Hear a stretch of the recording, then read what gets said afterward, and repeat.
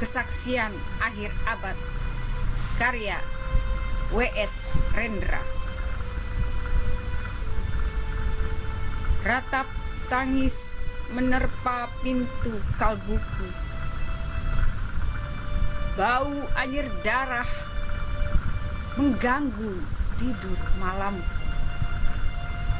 Oh tikar tafakur, oh bau sungai tohor yang kotor, bagaimana aku akan bisa membaca keadaan ini?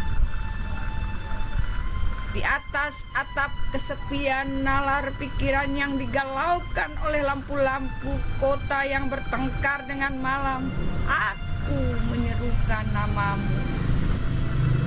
Wahai para leluhur Nusantara,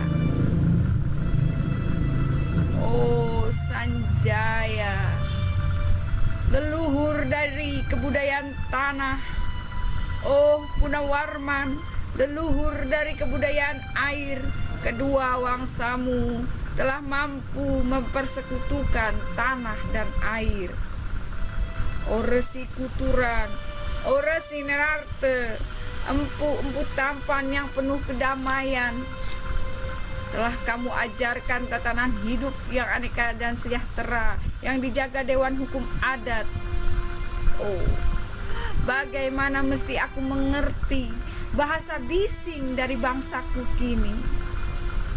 Oh Kajan Lalido, bintang cemerlang tanah Ogi, negarawan yang pintar dan bijaksana, telah kamu ajarkan aturan permainan di dalam benturan-benturan keinginan yang berbagai ragam di dalam kehidupan. Ode bicara, Ropang dan War. Oh lihatlah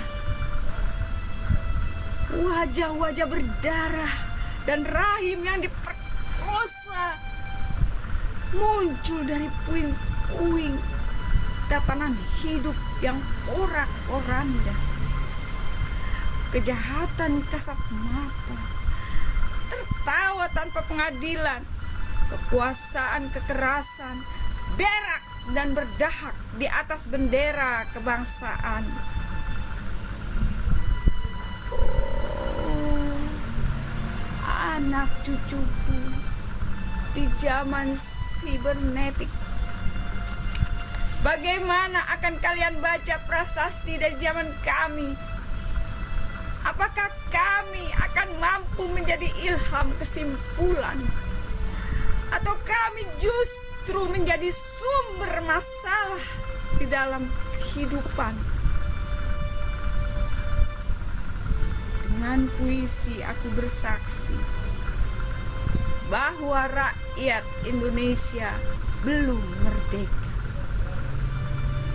Rakyat yang tanpa hak hukum bukanlah rakyat merdeka. Hak hukum yang tidak dilindungi oleh lembaga pengadilan yang mandiri adalah hukum yang ditulis di atas air. Bagaimana rakyat bisa merdeka bila polisi menjadi aparat pemerintah dan tidak menjadi aparat hukum yang melindungi hak warga negara? Bagaimana rakyat bisa merdeka bila birokrasi negara tidak menjadi aparat rakyat, melainkan menjadi aparat pemerintah yang berkuasa? Bagaimana rakyat bisa merdeka bila hak pilih mereka dipalsu, tidak boleh memilih secara langsung wakil-wakil mereka di Dewan Perwakilan, dan juga tidak boleh memilih secara langsung camat mereka, bupati, wali kota, gubernur, dan presiden mereka. Dan partai-partai politik menganggap rakyat hanya abdi partai yang dinamakan massa politik partai. Kaulah partai atau hamba partai. Bagaimana rakyat bisa merdeka bila pemerintah melecehkan perdagangan antar daerah dan mengembangkan merkantilisme Daendels sehingga rela menekan kesejahteraan buruh, petani, guru, dan serdadu berpangkat rendah. Bagaimana rakyat bisa merdeka bila provinsi-provinsi sekedar menjadi tanah jajahan pemerintah pusat? Tidak boleh mengatur ekonominya sendiri, tatanan hidupnya sendiri, dan juga keamanannya sendiri.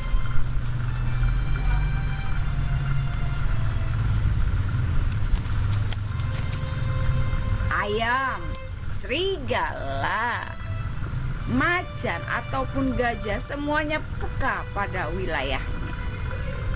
Setiap orang juga ingin berdaulat di dalam rumah tangganya. Setiap penduduk ingin berdaulat di dalam kampungnya. Dan kehidupan berbangsa tidak perlu merusak daulat kedaerahan. Hasrat berbangsa adalah naluri rakyat untuk menjalin ikatan daya cipta antar suku yang penuh keanekaan kehidupan dan memaklumkan wilayah pergaulan yang lebih luas di dalam negara. Dengan puisi ini aku bersaksi bahwa sampai saat puisi ini aku tanda tangani, para elit politik yang berkedudukan ataupun yang masih di jalan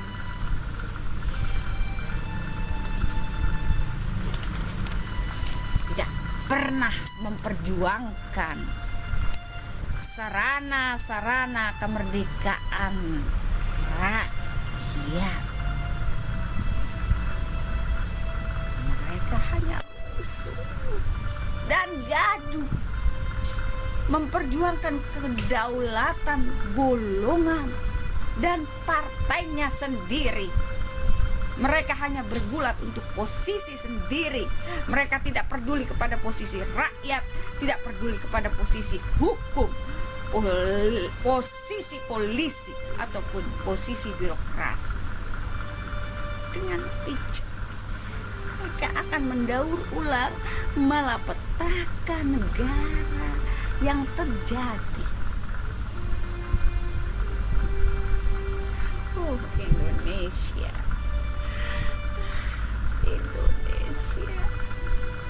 negara yang kehilangan makna. Rakyat sudah dirusak azas tatanan hidupnya, berarti sudah dirusak dasar peradabannya, dan akibatnya dirusak pula kemanusiaannya. Maka sekarang negara tinggal menjadi peta.